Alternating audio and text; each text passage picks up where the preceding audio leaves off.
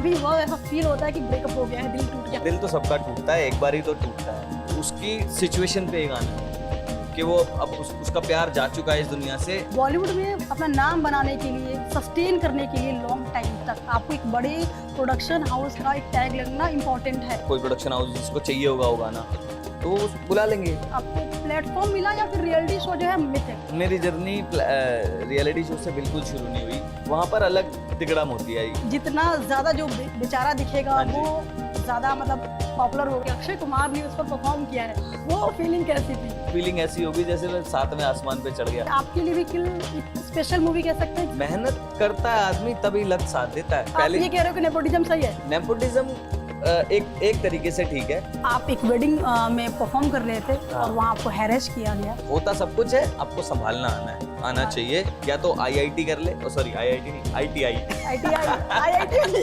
Hello and welcome, you are watching News Nation Digital. मैं हूँ आपके साथ सुषमा और मेरे साथ हैं Bollywood playback singer Sudhir Yaduvanshi. Welcome to our channel sir. बहुत बहुत धन्यवाद, बहुत बढ़िया। कैसा चल रहा है सब कुछ? अम, किल कर दिया बिल्कुल आपने तो कावा कावा से। बिल्कुल बिल्कुल, हाँ मैंने कहा सब भोलेनाथ की कृपा है, वो जो हो रहा है। शंभू जी की भी कृपा है ना, अक्षय कुमार वाले शंभू सॉन्ग की। हाँ एक ही बात है, मतलब भोले के कितने नाम। और कृपा से ही होता है, सब इंसान तो मेहनत करता ही रहता है पूरी जिंदगी अपने टारगेट्स के लिए। तो हम लगे हुए हैं। कितनी बदल गई है लाइफ? थोड़ी बहुत, क्योंकि पहले भी कुछ स्पेसिफिक नीड्स नहीं थी और अभी भी नहीं है। बस ये है कि म्यूजिक के साथ रिलेशनशिप और गहरा होता जा रहा है। अच्छा। और ज़्यादा मेहनत, और ज़्यादा गाने, और ज़्यादा काम। मतलब एक होता है ना किसी किसी के अंदर एक थोड़ी, दिल्ली में बोलते हैं एक स्पेसिफिक वर्ड, मैं दिल्ली वाला हूँ। हाँ हाँ। चुल होती है एक अंदर।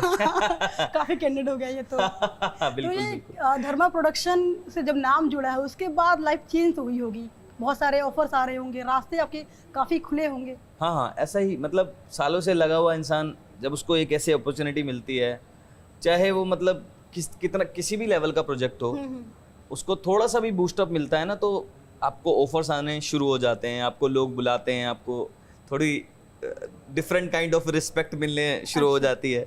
आप अपने घर पे भी आते हो तो आपको लगता है मैं अपने घर पे नहीं हूँ। स्टार वाली फीलिंग आती है? हाँ थोड़ी थोड़ी, बट मैं चाहता नहीं हूँ कि मेरे को ऐसी फीलिंग्स आए।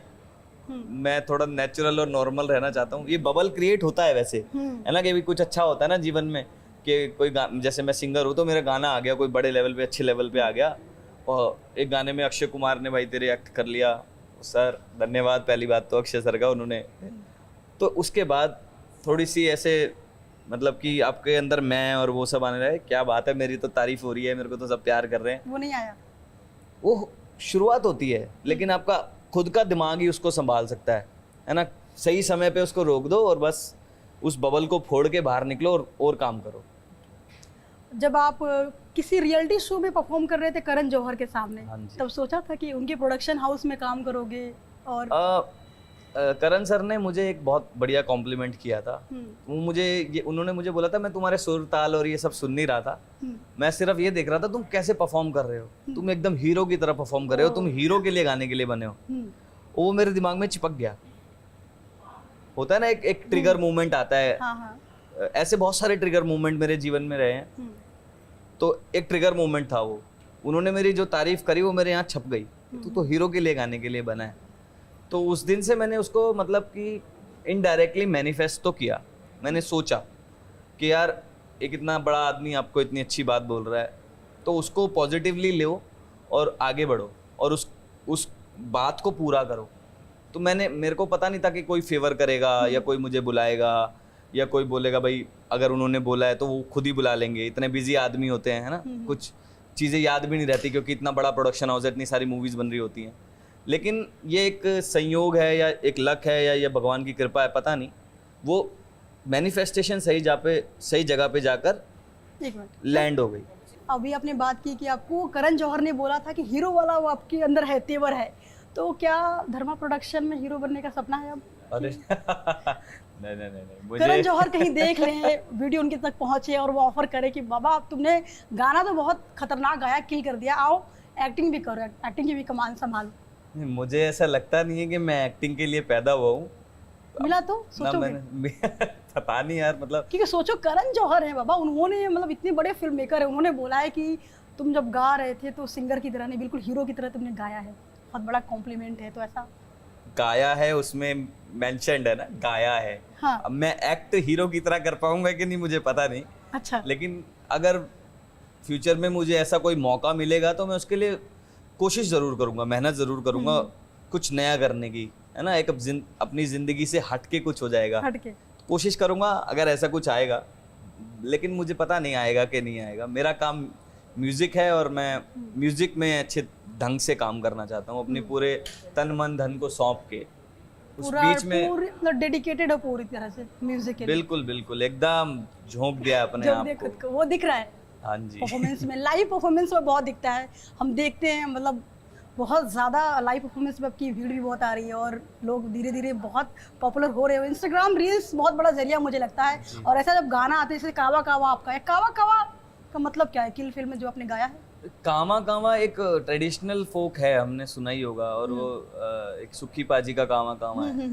तो उसका स्पेसिफिक कोई मीनिंग नहीं है। उस पहले वाले का क्या था, कावा कावा कावा अज मेरा जी करदा मैं उड़ जा नाल हवावा। तो कावा से एक्चुअली में वो कन्वर्सेशन कर रहे हैं, बात कर रहे हैं। ऐसा कोई स्पेसिफिक मीनिंग नहीं है, लेकिन क्या होता है ना फोक गानों में, आबो हवा हाँ। है ना, वहाँ के जो पशु पक्षी हैं उनसे बातें करते हैं। नहीं, उनके बारे में जिक्र होता है। अच्छा। और हम कहानियों में भी सुनते हैं ना बहुत सारी, हाँ, है ना।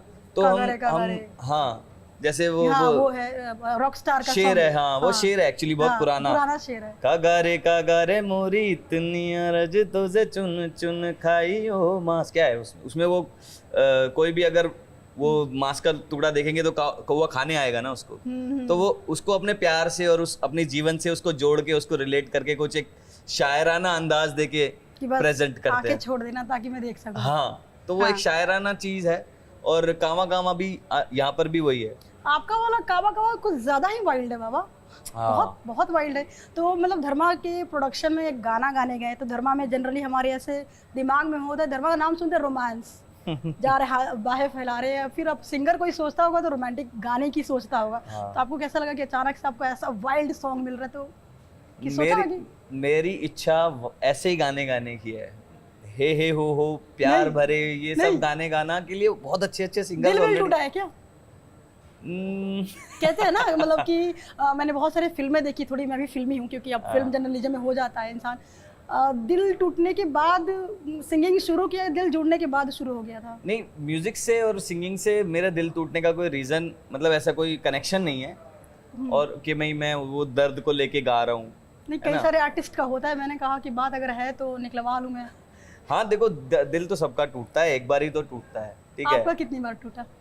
एक ही बार ही टूटा। एक ही बार तब मतलब सिंगर बन चुके थे या फिर बनने के? नहीं, मेरे को कोई सोच ही नहीं थी सिंगर बनने की, और मुझे ये भी नहीं पता था कि मैं जीवन में कुछ करूंगा नहीं करूंगा। और मैं छोटा था, वो एक लड़कपन वाली जो एज होती है ना, 11-12, 11वीं-12वीं में, है ना, उसमें कुछ हो जाता है, अट्रैक्शन हो जाता है, तो हो गया था कुछ। आप सिंगर सबसे एक शिकायत है, मतलब मेरी है, मेरी दोस्तों की है, कलीग्स की है, और बहुत सारे इंस्टाग्राम पे जो रील्स देखते हैं उनकी भी, कि बाबा जैसे हम जब भी कोई रील देखो या कोई सैड सॉन्ग सुन लो तो ब्रेकअप ना भी हुआ ऐसा फील होता है कि ब्रेकअप हो गया है, दिल टूट गया, हमसे टूटा कोई इंसान दुनिया में नहीं है। तो सिंगर्स को भी ऐसा महसूस होता है कभी कोई गाना सुन ले तो अरे एकदम चले गए, उस जोन में चले जाते हैं ऐसा? हाँ, कुछ चीज़ों में ना ऐसे महसूस करके गाना पड़ता है। हमारा तो काम है ना, जैसे सबका एक अलग काम होता है स्पेसिफिक, जैसे एडिटर का एक अलग काम होता है ना, और रिकॉर्ड जो करने वाले उनका एक अलग काम होता है, वीडियो क्रिएट जो करते हैं उनका एक अलग काम होता है। सिंगर का भी काम है कि हर सिचुएशन के गाने को,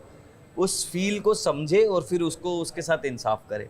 जैसे कामा कामा आपने बोला, बड़ा वाइल्ड गाना है, तो ये गाना जाते ही मुझे शाश्वत सचदेव सर है, उन्होंने ब्रीफिंग दी थी बहुत सही तरीके से। स्टूडियो में जाने से पहले गाना भी नहीं सुना था मैंने, तो उन्होंने मुझे ब्रीफिंग दी कि भाई एक बंदा है, उसके हाथ में वेपन है, वो पूरा लहूलुहान हो रखा है, और बहुत सारे गुंडों ने ना उसके जिससे वो प्यार करता है उसको मार दिया है। और ये बंदा है ना जो ये फौजी है और जिसके हाथ में वेपन है, और उसकी सिचुएशन पे ये गाना है।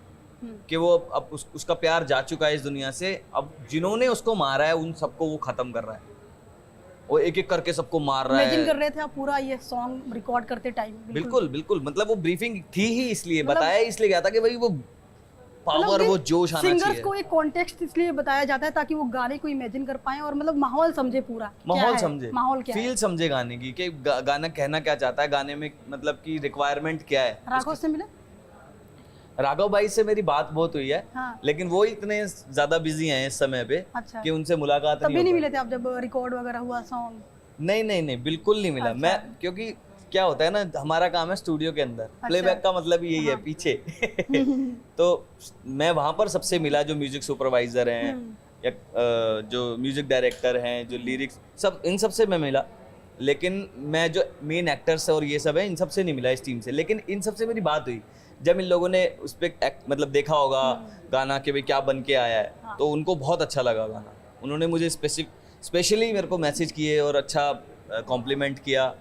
फिर हमारी एक दो चार अच्छी बातें हुई, फिर मैंने भी कुछ अच्छी तारीफ वगैरह की, क्योंकि मैंने भी थोड़े बहुत क्लिप्स जो देखे थे मूवी के बहुत खतरनाक थे।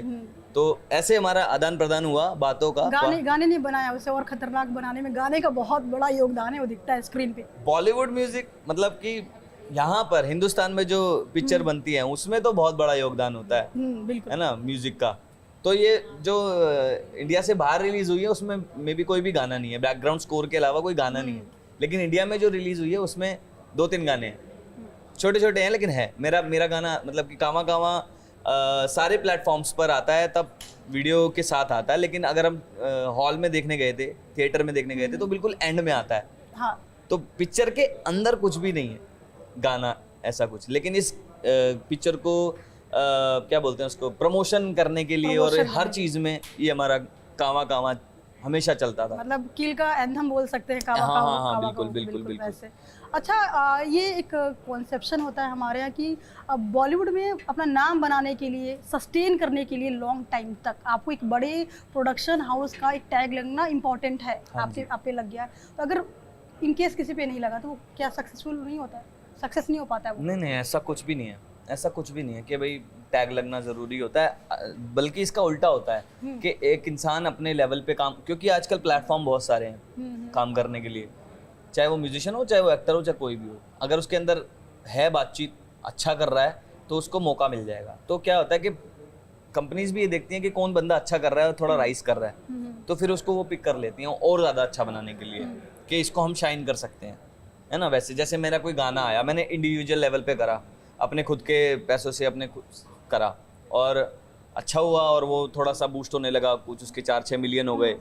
तो जेन्युइनली अगर कोई उसको म्यूजिक डायरेक्टर सुन लेगा या कोई प्रोडक्शन हाउस जिसको चाहिए होगा वो गाना, तो वो बुला लेंगे कि भाई इस गाने को खरीद लो या इस सिंगर को बुला लो, इसके साथ हम काम करते हैं, तो फिर वो राइज करता है। लेकिन ऐसा नहीं है कि वो अगर नहीं बुलाएंगे तो आप राइज नहीं कर सकते, क्योंकि आज के ज़माने में ऐसे इंडी आर्टिस्ट बहुत सारे हैं इंडिया के अंदर जिनका कोई लेबल के साथ कोई कनेक्शन नहीं था। अच्छा। वो खुद से बड़े बने हैं और उसके बाद उन्होंने लेबल पकड़ा है। आपका भी नाम उसी में आता है। आई थिंक आपने कोई ट्रेनिंग नहीं ली है सिंगिंग के लिए प्रोफेशनल? मैंने ट्रेनिंग एक्चुअली मैं अभी भी लेता हूँ। अच्छा, अभी मतलब शुरुआत जब की थी तब ली थी? नहीं, रियलिटी शो में जब आप गए उससे पहले आई थिंक कोई नहीं ली थी ट्रेनिंग ले रहे हैं आप? बहुत वेल प्रिपेयर है कि मैं एक सिंगर ही बनना है, ऐसा कुछ नहीं था शुरुआत में, बचपन में? हाँ, बचपन में नहीं था, कभी भी नहीं सोचा था। खेल कूद में बहुत मस्त रहते थे आप? हाँ, ये तो खेल कूद। रियलिटी शो में गए, रियलिटी शो से आपको प्लेटफॉर्म मिला या फिर रियलिटी शो जो है मिथ है, क्या है? रियलिटी शो को लेकर बहुत ज़्यादा कंट्रोवर्सी होती है। हम एक सवाल उठता है कि रियलिटी शो कितने रियल है, खासतौर पे सिंगिंग रियलिटी शो, क्योंकि बोला जाता है कि जितना ज़्यादा जो बेचारा दिखेगा वो ज़्यादा मतलब पॉपुलर होगा, ऐसा या जीतने के चांसेस उसके ज़्यादा रहते हैं। हाँ, देखिए दोनों तरह की चीज़ें हैं। कुछ लोगों के लिए बहुत अच्छा भी है और कुछ लोगों के लिए बहुत बुरा है ना। तो आपके लिए रियलिटी शो क्या मतलब प्लेटफॉर्म था या फिर आपकी जर्नी कहीं और से स्टार्ट हुई? मेरी जर्नी रियलिटी शो से बिल्कुल शुरू नहीं हुई। मैं पहले शो करना शुरू कर चुका था। रियलिटी शो में आने से पहले मेरे लाइव शोज में करता था, पैसे भी कमाता था अच्छे से। अच्छा। अब मेरे को ना एक ये होता था कि ज़्यादातर नए सिंगर्स में होता है कि रियलिटी शो में जाएंगे, वहाँ पे हमारा चेहरा चमकेगा, इतने अच्छे लोग हमें सुनेंगे, बूस्ट मिलेगा, है ना। तो जैसे मैं स्टक था, मुझे लग रहा था यार मेरे को अपना प्राइस बढ़ाना है, कैसे बढ़ाऊं, मेरी प्रोफाइल बढ़ानी है, कैसे बढ़ाऊं मार्केट में अपना, मतलब होता है ना कि मैं लाख रुपए ले रहा हूँ तो मैं 2 लाख कैसे लूँ? तो मुझे एक जरिया नज़र आया कि भाई रियलिटी शो में जाना चाहिए। मैंने उसके लिए मेहनत करी और मैंने कम से कम 20 रियलिटी शोज़ में मैंने ऑडिशन किए। ऑडिशन? हाँ, और उसमें से मैं 2-3 में टीवी में भी आया, लेकिन मैं किसी में भी टॉप 10 में भी नहीं गया। अच्छा।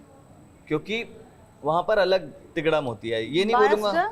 हाँ, बायस्ड है, मतलब टीआरपी गेम ज्यादा है और टैलेंट को कम वहाँ पे तवज्जो दी जाती है। टैलेंट तो है, टैलेंट तो है, मतलब कि जितने भी लोग वहाँ पे सिलेक्ट होके जा रहे हैं ना, उसको आप ये नहीं कह सकते। स्टार्टिंग में वो थोड़ा फन एलिमेंट डालते हैं, किसी ऐसी जोकर टाइप लोग दिखा के, लेकिन जो वहाँ पे सिलेक्ट होके जाते हैं ना लोग, जो 15-20 बचते हैं, सब टैलेंटेड होते हैं। ऐसा नहीं होता कि कोई भी खराब है। फिर तो ये सवाल ही बात ही कहाँ से उठ जाती है कि आपको बार बार एक होता है ना, मैं बताया अभी आपको कि जो जितना बेचारा दिखेगा वही पॉपुलर होगा, ये वाला कैसे आ गया ये?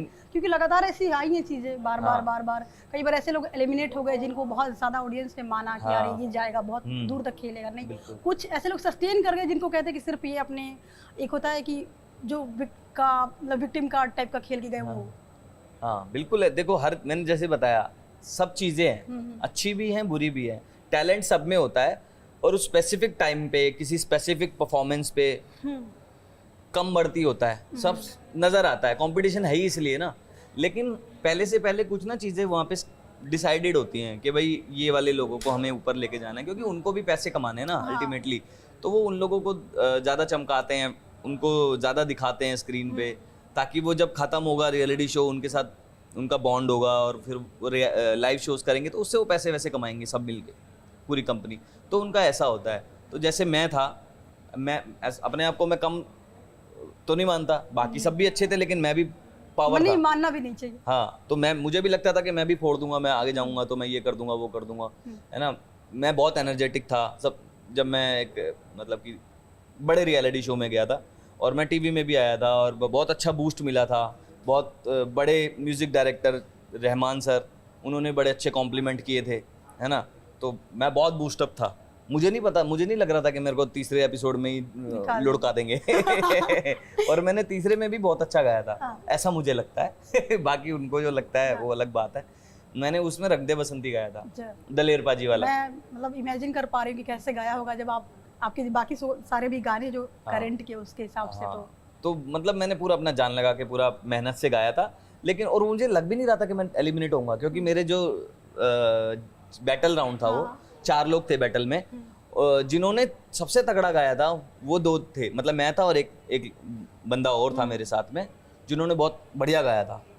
और जिन्होंने हमसे थोड़ा हल्का गाया था वो दोनों सिलेक्ट हो गए थे और हम दोनों एलिमिनेट हो गए। इसलिए मुझे थोड़ा डाउट है।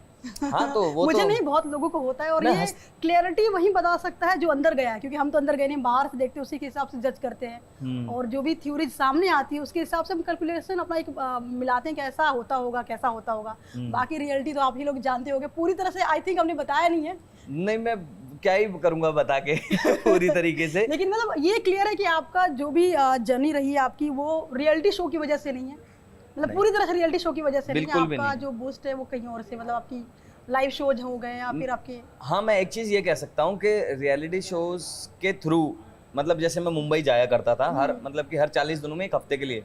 जैसे मैं अभी 2-3 साल से तो मैं वहीं हूँ, लेकिन उससे पहले का जो समय था उसमें मैं जाता था और 1 हफ्ते 1.5 हफ्ते रहता था, वापस आ जाता था। कुछ 2-4 काम करता था, लोगों से कनेक्शन बनाने की कोशिश करता था, वापस आ जाता था। लेकिन रियलिटी शोज से एक चीज़ हुई, मुझे दिल पे बहुत चोट लगी और मुझे लगा कि यार इससे बात नहीं बनेगी, सिर्फ रियलिटी शो करने से काम नहीं बनेगा, मुझे खुद जाना पड़ेगा और अपने चीज़ों पे काम करना पड़ेगा, अपनी पर्सनालिटी पे, अपने बात करने के तरीके पे, म्यूजिक डायरेक्टर्स के पास जाके अपनी प्रोफाइल दिखाना, अपना गाना सुनाना और खुद के गाने भी बनाना। तो ये सब चीज़ों से बात बनेगी। सोशल मीडिया पे थोड़ा एक्टिव हो जाओ, है ना, बजाय कि मैं अपनी एनर्जी को रियलिटी शो में हर साल लगाऊं, मैं उसको दूसरी जगह लगाता हूं। तो मुझे ये जरूर हुआ, ये लर्निंग मिली उससे, लर्निंग मिली, एक सीख मिली कि भाई ये नहीं हो पाएगा, इससे हटो और दूसरा अपना काम करो बस। आगे क्या क्या प्लान्स हैं? आगे के प्लान यही हैं कि भाई जितना ज़्यादा गाऊं उतना ज़्यादा बढ़िया, और जितने ज़्यादा शोज करो उतना ज़्यादा बढ़िया। एक मोमेंट है कि आपने एक गाना गाया शंभू, आप शंभू जी के भक्त भी हैं। हाँ जी, वो आपने ऑफ कैमरा बता रहे थे आप, आपने शंभू गाना गाया, उसके बाद शायद आप बिजी हो गए किसी कामों में, कॉल आता है कि अक्षय कुमार ने उस पर परफॉर्म किया है, वो फीलिंग कैसी थी? किसी भी इंसान के लिए वो फीलिंग ऐसी होगी जैसे वह 7वें आसमान पे चढ़ गया। हाँ। वैसा ही हुआ मेरे साथ भी। मतलब लगभग रिलीज होने से 6 महीने पहले वो मैंने गाया था। और मुंबई में एक कहावत है क्या कि भाई काम करो और भूल जाओ। अच्छा, ऐसा है मुंबई ऐसा? हाँ बिल्कुल। मतलब जैसे तो, किल भी रिलीज हुई है ना, हाँ, तो राघव भाई ने इसमें एक कम से कम 1.5 साल पहले खत्म कर दिया था काम। अच्छा। रिलीज हुई है 1.5 साल बाद। अच्छा। उससे पहले वो आर्ट फिल्म है, क्योंकि तो मतलब हटके स्टोरी है, हटके चीजें हैं, तो सारे फिल्म फेस्टिवल्स में घूम रही थी इंटरनेशनली और बहुत अच्छा परफॉर्म कर रही थी वहाँ पर। तो वो भी सोच रहे थे कि कब आएगा कब आएगा कब आएगा, है ना। और आया तो इससे आया, देखो कितना तगड़े मतलब कि ऑडियंस, मतलब बहुत ही कम बजट की मूवी और बहुत अच्छा परफॉर्म किया। मतलब राघव को कहते हैं ना एक्टर डांसर तो बहुत बेहतरीन थे पहले से सबको पता था, लेकिन मतलब एक्टिंग वाला जो उनका भी दिखा है। उसके बाद फिर उन्होंने दूसरी मूवी की सीरीज किया, उसमें भी काफी अच्छा रहा। किल तो रहा है, किल से आपके लिए भी किल एक स्पेशल मूवी कह सकते हैं, क्योंकि आप हाँ मेरे लिए बहुत स्पेशल है, क्योंकि मैंने गाने बहुत सारे गाए, वेब सीरीज में गाए, अलग अलग प्लेटफॉर्म्स पे गाए। कौन बनेगा करोड़पति के लिए भी आपने हाँ उसका ओपनिंग एक्ट भी गाया था। आपका नाम भी गिनीज बुक में दर्ज है। वो भी एक लक था। वो भी लक था। लक मानते हैं आप, मेहनत नहीं मानते? मेहनत करता है आदमी तभी लक साथ देता है, और लक होना बहुत जरूरी है। मुझे अपने ऑडियंस को बताना कि सुधीर अपने जब भी एक्शन रिप्ले करते, जब उनकी जर्नी शुरुआत हुई थी और अब कैसे देखते हैं अपने आप को, कितना बदलाव, कितनी चेंजेस? हाँ हर एक कदम एक चेंज है। मेरी जिंदगी जिस जगह से शुरू हुई थी, वजीराबाद दिल्ली में एक जगह है, ठीक है, हरिजन बस्ती बोलते हैं उसको। वहाँ पे वो लोग रहते हैं जो पूरी दुनिया का बोझ उठाते हैं। अच्छा। है ना, सब समझते हैं मैं क्या बोलने की कोशिश कर रहा हूँ, है ना। बहुत बढ़िया लोग हैं, ऐसी बात। और मैं उस जगह पे उस तरह के माहौल में पला बड़ा हूँ, और वहाँ से निकल के आना, वहाँ से निकल के एक अलग जर्नी बनाना, एज अ म्यूजिशियन बाहर निकलना, जहाँ पर किसी की मानसिकता ये होती ही नहीं है कि म्यूजिक में करियर बन सकता है। हाँ। वहाँ पे तो ये बोलते हैं भाई पढ़ लिख ले, थोड़ा सा 12वीं ग्रेजुएशन भी बोलते हैं रहने दे। मेरे पापा बोलते थे ग्रेजुएट 12वीं पास कर, या तो IIT कर ले, सॉरी IIT नहीं ITI IIT भी नहीं सोचा उन्होंने? नहीं ITI सोचा उन्होंने। अच्छा, क्या ये मतलब आपकी पढ़ने का वो जज्बा देख लिया था उन्होंने कि बोला कि नहीं IIT नहीं ITI? वो सबको पता था इसके बस की नहीं है पढ़ाई लिखाई, क्योंकि नहीं था मैं उतना अच्छा ना पढ़ाई वढ़ाई। लेकिन ये भी तो नहीं पता होगा तब कि क्या बस की क्या है, उनको भी नहीं पता कि क्या बस की क्या है। उनको भी नहीं पता थी और मुझे भी नहीं पता थी।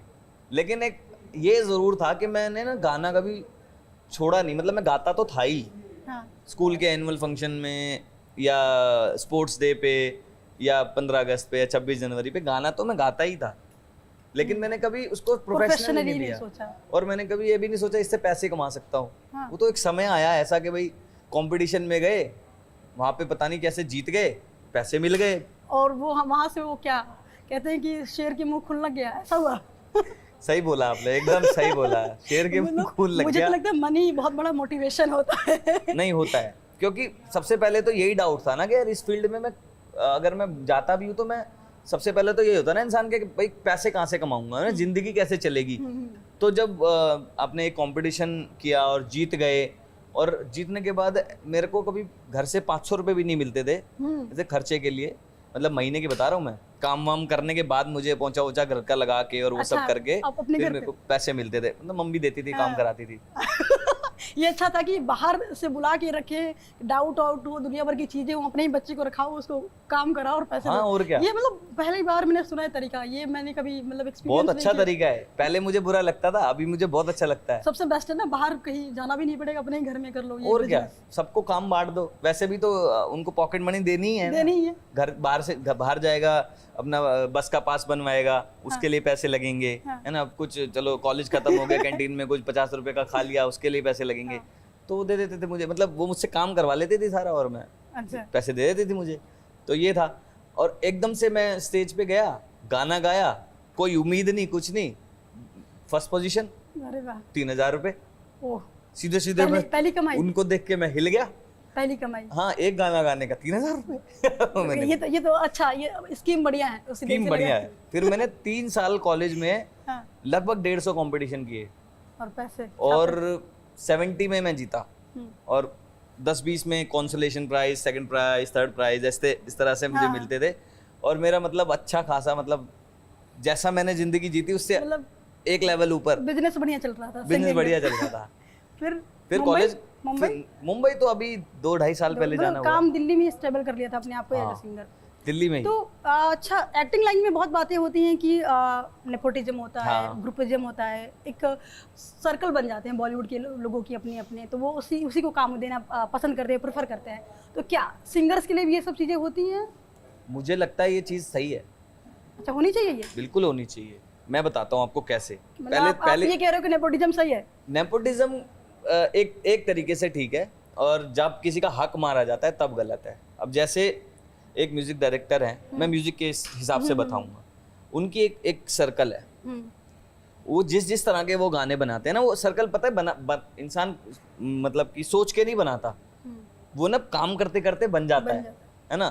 तो अरिजीत पाजी हैं जो, वो बाहर भी अलग अलग लोगों के लिए काम करते हैं, लेकिन प्रीतम दा के साथ उनका एक अलग लेवल का कनेक्शन है ना। तो ऐसा नहीं कि वो बाहर जाके कहीं पे काम नहीं करते हैं, लोगों को चाहिए वो, इसलिए, है ना। तो वो डिमांड आपको खुद क्रिएट करनी पड़ेगी पहले तो। दूसरा, अगर मेरा बच्चा है, मेरे पास पैसा है, मैं उसको पढ़ा सकता हूँ, उसको सही एजुकेशन दे सकता हूँ, सही कपड़े पहना सकता हूँ, उसको मतलब कि तरीके सिखा सकता हूँ काम करने के। फिर उसके बाद जब वो तैयार हो जाएगा तो मैं उसको अपनी कुर्सी पे बिठा दूँ, क्या दिक्कत है। अब कट टू दूसरी तरफ जाते हैं। दूसरी तरफ ये है कि भाई मैं बड़ा तैयार बंदा हूँ, मैं बड़ी छोटी फैमिली से आया हूँ, और मैंने बड़ी अलग ज़िंदगी जी है। आप लोगों के पास सुविधाएं थी, आपने अपने बच्चे को सारी ट्रेनिंग दिलवाई, सब कुछ करवाया, ये करवाया, आप अपन उसके लिए करो। लेकिन अगर अपॉर्चुनिटी मेरे पास है, मैं उसके लिए तैयार हूँ और मैं सेलेक्ट हो चुका हूँ, तो आप मेरा हक नहीं मार सकते।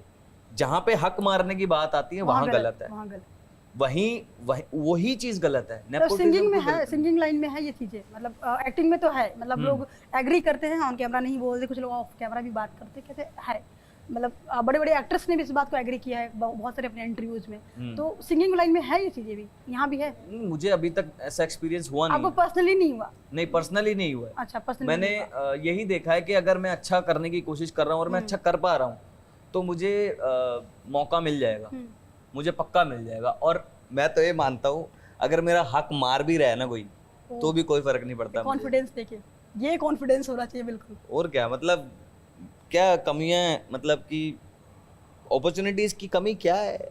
140 करोड़ है हम, और इतने सारे अपॉर्चुनिटीज है ना, भूल मतलब कि कोई बंदा ये नहीं कह सकता कि यार मेरा हक, मतलब कि मेरी अपॉर्चुनिटी चली गई, फिर आएगी।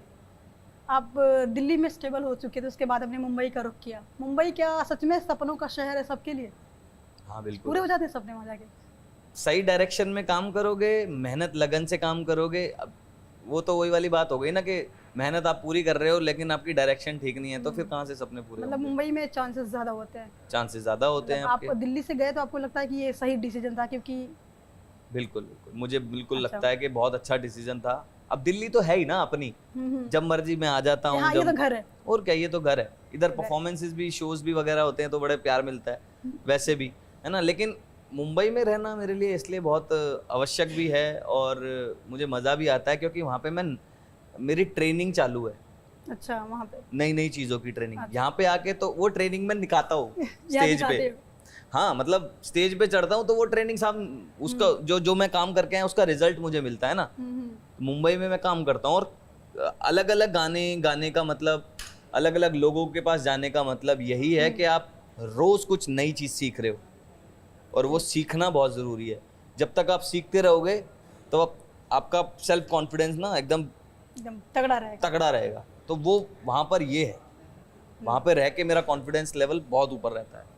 अच्छा, मैंने एक रिपोर्ट पढ़ी थी जिसमें ये था कि आप एक वेडिंग में परफॉर्म कर रहे थे। हाँ। और वहाँ आपको हैरेस किया गया। हाँ। और बोला गया कि भाई, मतलब थोड़ी सी ज़बरदस्ती हो गई कि भाई मेरा ये सॉन्ग गा दो, ये गा दो। बहुत डिमांड्स हो रहे थे, और बहुत उन्होंने आपके साथ बहुत बुरा बर्ताव किया। हाँ। और आपके साथ नहीं, लाइव परफॉर्मेंस में बहुत बार होता है ऐसा। सुनिधि चौहान के साथ परफॉर्म कर रही थी, बॉटल फेंकी गई।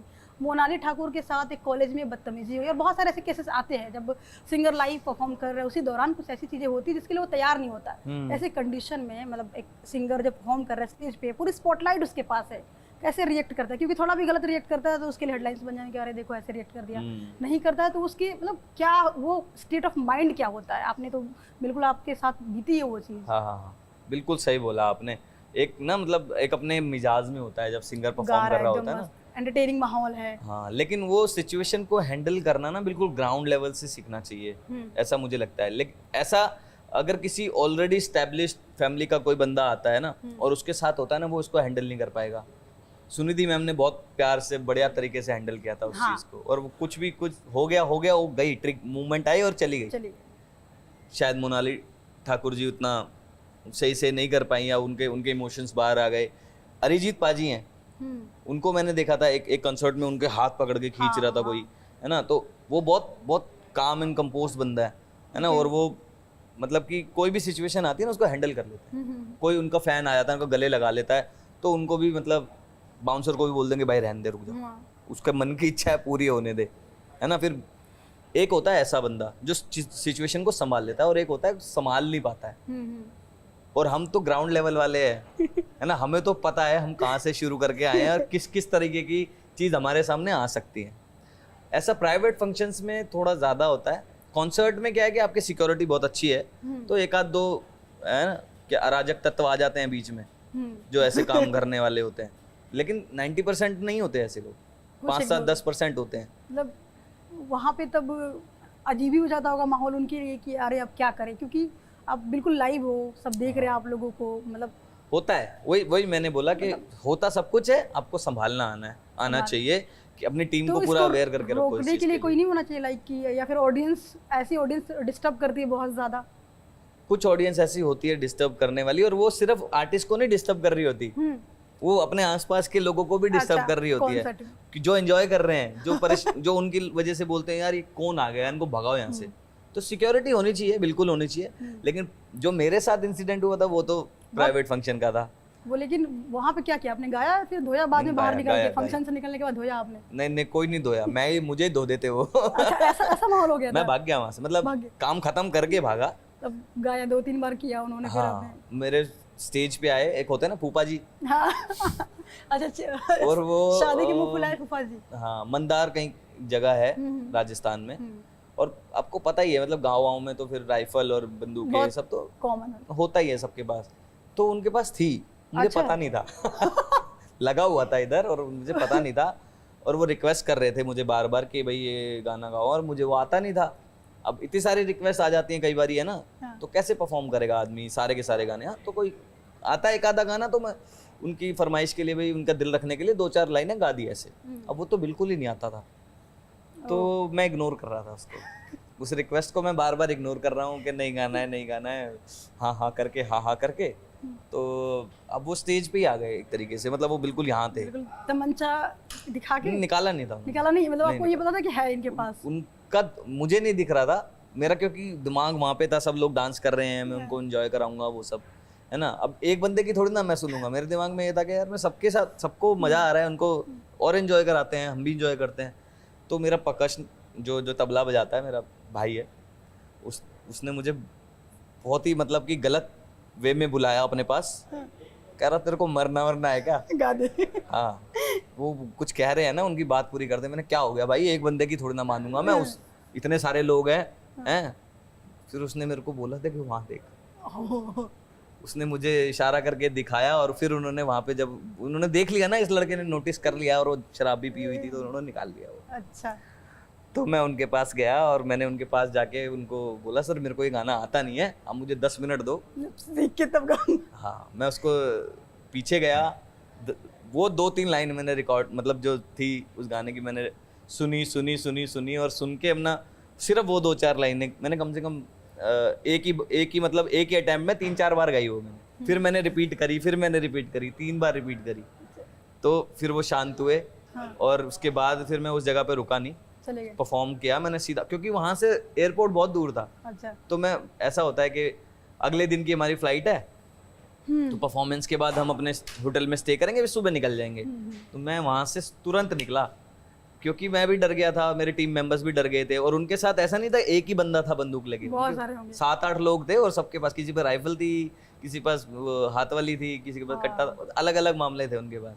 तो अब मैंने कहा यार बंदे को नाराज तो कर ही दिया है, अब रात में अगर कुछ भी उल्ट सुल्ट हो जाए, कुछ गलत हो जाए, इससे अच्छा चलो यहाँ से। अभी देखो हम कितने हंस के बात कर रहे हैं, लेकिन बहुत सीरियस इश्यूज है यार। हाँ, सीरियस था। आर्टिस्ट के साथ ऐसा मतलब नहीं होना चाहिए, नहीं होना चाहिए, बहुत सीरियस कंसर्न है। और क्या क्या अपकमिंग प्रोजेक्ट्स हैं आपके जो छुपा रखे हैं, बिल्कुल जो अभी तक बताया नहीं, बिल्कुल एक्सक्लूसिव चाहिए मुझे तो। देखो बताने के लिए ना मुझे ऊपर जो मेरे बैठे हुए लोग हैं उनकी मतलब उनकी जो परमिशन की बहुत आवश्यकता पड़ती है ना, उनकी वो बोलेंगे तभी मैं कुछ बता सकता हूँ। ब्रह्मास्त्र 2 के म्यूजिक पे कुछ तैयारी तो चल रही है बहुत तगड़ी? नहीं वो तो चलती रहती है, बहुत सारे प्रोजेक्ट्स पे चल रही है। ब्रह्मास्त्र तो एक बड़ा प्रोजेक्ट है वैसे भी, तो उसका तो डिस्क्लोज तो वैसे मतलब कोई भी नहीं कर सकता। मैं क्या मतलब चल रही है ना तैयारी, मतलब आपका है ना उसमें?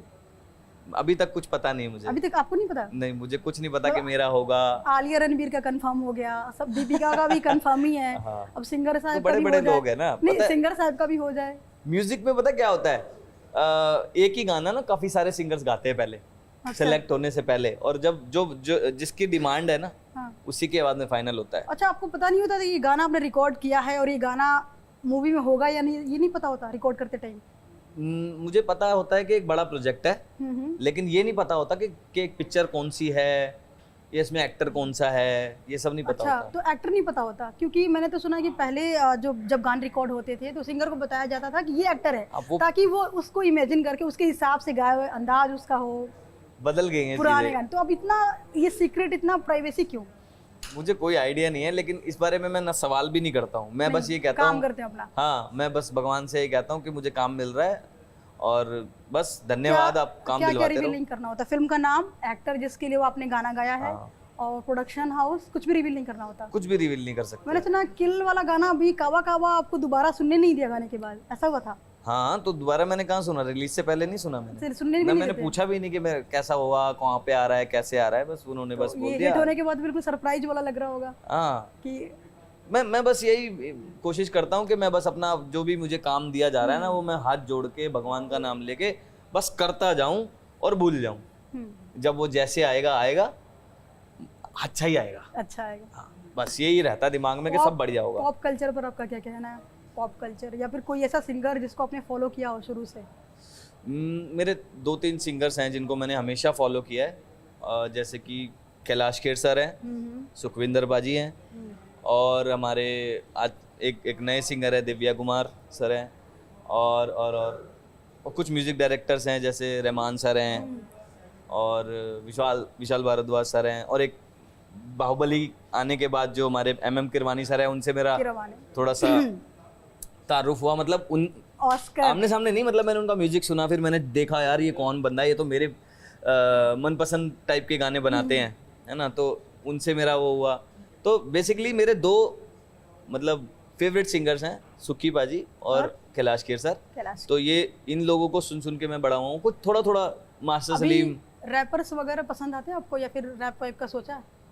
मैंने रैप और पॉप कल्चर अपनी जगह सही है, लेकिन उसके अंदर देसी और इंडियन एलिमेंट्स होने चाहिए। मेरा बस यही कंसर्न। बिल्कुल देसी हो, मानते हो? अपने कंसर्न यही है कि अपने रूट्स उसके अंदर थोड़े नजर आने चाहिए। रैपिंग कोई बुरी चीज नहीं है, रैपिंग हमारे कल्चर में ऑलरेडी पढ़ंत वगैरह हैं क्लासिकल म्यूजिक के अंदर, है ना, वो जो डांस करते हैं कथक वगैरह और वो भरतनाट्यम वगैरह, उसमें बोल होते हैं ना बहुत सारे, तो एक तरीके से वो रैप की तरह ही होते हैं। तो बहुत सारे रैप ऐसे भी हैं जो शुद्ध हिंदी में हैं, पंजाबी में हैं, हमारी रीजनल लैंग्वेजेस में हैं, जो अच्छे हैं।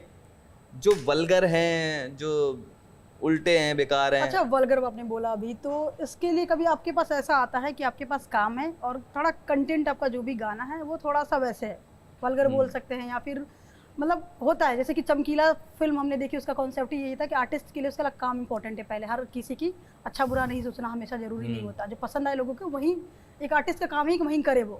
तो आपका अगर इस पे क्या टेक है कि अगर ऐसा आता है कभी ऐसा प्रोजेक्ट, तो आप करोगे? हाँ करोगे, फिर उसको मना कर दोगे? अगर बहुत ही ज्यादा खराब होगा तो मैं मना कर दूंगा, मतलब आप मना लेकिन ऐसा होता है ना, मतलब हर चीज का ये नहीं होता कि सीधा ऊपर या सीधा नीचे, मतलब कुछ भी ब्लैक एंड व्हाइट नहीं, ग्रे में होता तो कर लोगे, ब्लैक तक जाता है तो मना कर दोगे? मना कर दूंगा। बिल्कुल ही खराब होगा तो फिर तो मतलब शब्द बिल्कुल ही खराब हो गए तो क्या फायदा गाने का? आपकी इमेज आप जिस तरीके से बनाना चाहते हो, आप जिस तरीके से अपने आप को दर्शाना दिखाना चाहते हो, आप बिल्कुल ही उससे अलग हो जाओगे, बल्कि आपको जो प्यार करने वाले लोग हैं वो गाली बकेंगे, है ना, तो हंसेंगे। सुधीर आप अपने आप को किस तरह से दिखाना चाहते हैं? मतलब आपने तो भक्ति वाले सॉन्ग्स भी गाए हैं और मतलब बॉलीवुड वाले पॉप ये भी गा रहे हैं, तो किस तरह के आप एक होता है कि सिंगर है उसकी चाहता है कि खुद की उसकी एक पहचान बने कि इसमें तो पूरा इस फील्ड में माहिर है, तो सुधीर कैसा प्रेजेंट करना चाहते हैं?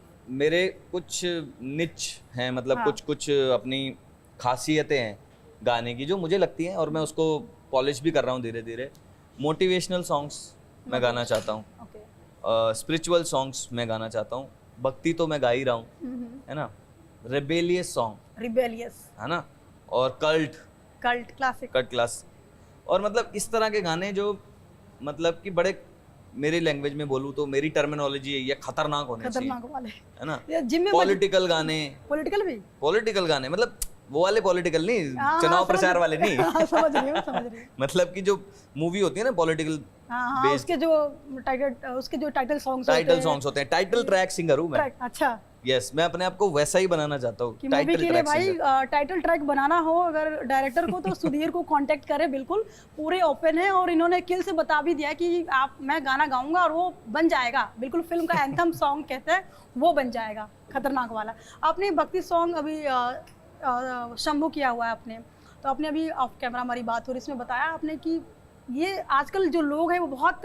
वैसे चाह रहे हो, मतलब गाना बिल्कुल शंकर भगवान का अगर आ गया तो उसमें बिल्कुल जोश वोश चाहिए, मतलब सॉफ्ट नहीं चाह रहे। हाँ, तो आपका एक सॉन्ग है वो बन गया है ना कि भाई बांके बिहारी का अगर तो कोई गाना करना है तो बड़ा प्यारा सा होगा और वैसा मधुर होगा, बिल्कुल मधुर होगा। अगर भोलेनाथ का है तो उसके अंदर एकदम रौद्र रूप दिखाना है ना, तांडव दिखाना है वैसा। मेरे 2-3 मतलब 6-7 मेरे अभी भोले जी के लिए मेरे गाने हो चुके हैं, उसमें से एक बहुत प्यारा गाना है, वो उतना चला नहीं वो, लेकिन बहुत प्यारा गाना है, और अलग अलग स्वरूप है, कितने स्वरूप हैं आप गिनते गिनते थक जाओगे भोलेनाथ के, है ना, तो वो बहुत सॉफ्ट हार्टेड है, बहुत प्यारे है, वो बहुत शांत है। मानते हो बहुत, मतलब एक आर्टिस्ट बहुत मानता है इन सब चीज, मतलब भक्ति को, रिलीजियस पर्सन हो बहुत। हाँ, सबका मानने का तरीका अलग अलग होता है, और कोई किसी देव को मानता है, कोई किसी धर्म को मानता है, लेकिन मानते तो सब है, मैंने तो देखा है सबको मानते हैं। मतलब आर्टिस्ट लोग जो भी होते हैं, जो भी आप जैसे कि आप लोग रिकॉर्ड करते हो, रात रात भर रिकॉर्डिंग चलती होगी आपके, तो ये जितने आर्टिस्ट होते हैं तो वो कहीं ना कहीं सब एक एनर्जी को कनेक्ट करते हैं और अपना कुछ मान के चलते हैं। बिल्कुल बिल्कुल कनेक्ट करते हैं। कुछ तो ऐसे लोग हैं जैसे जिनको एनर्जी कनेक्ट ही रात को करती है इसलिए जितने सारे रिकॉर्डिंग्स रात को होते हैं ज्यादातर। बिल्कुल, मतलब कि उनको जो होता है ना, उनका क्रिएटिव पार्ट जो होता है शरीर का, वो उसी समय जागता है, वो उनको लगता है ये आमद आई है, कुछ अब आया, अब कुछ निकल के आएगा स्वाद। हाँ, अब आएगा स्वाद। बॉलीवुड में पे पैरिटी पर कैसा हाल है वहाँ का, मतलब सिंगर्स के साथ? मैं आपको सच बताता हूँ, मैं पैसे नहीं मांगता। तो आप क्या मतलब ऐसे गाते हो, फ्री में गाते हो? मुझे बिना पास पैसे मांगे पैसे मिल जाते हैं ना, क्योंकि। अच्छा, तो आप कभी डिमांड नहीं रखते कि इतना इतना इतना? बिल्कुल, मेरे लाइव शोज में मेरी डिमांड होती है। अच्छा, लाइव शोज में आप कहते हो, जो रिकॉर्डिंग करते हो फिल्म या सीरीज के लिए, उसके लिए आप पैसे मांगते नहीं, सामने से जो देते हो अपने आप मिल जाते? फ्री में गाए आपने कभी किसी फिल्म के लिए? ऐसे फिल्म के लिए नहीं, लेकिन मैंने फ्री में कम से कम 40-50 गाने गाए हैं।